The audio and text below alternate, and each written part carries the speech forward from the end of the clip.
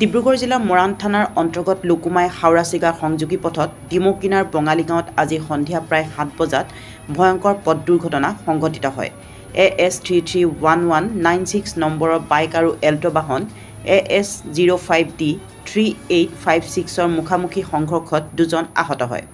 আহত তিলৈনগৰৰ বাসিন্দা 50 বছৰীয়া বিনোদ গগৈক গুৰুতৰ অৱস্থাত তিলৈ FRUত প্ৰাথমিক চিকিৎসা প্ৰদান কৰাৰ পিছত উন্নত চিকিৎসাৰ বাবে ডিব্ৰুগড় অসম চিকিৎসা মহাবিদ্যালয়লৈ প্ৰেৰণ কৰা হয়।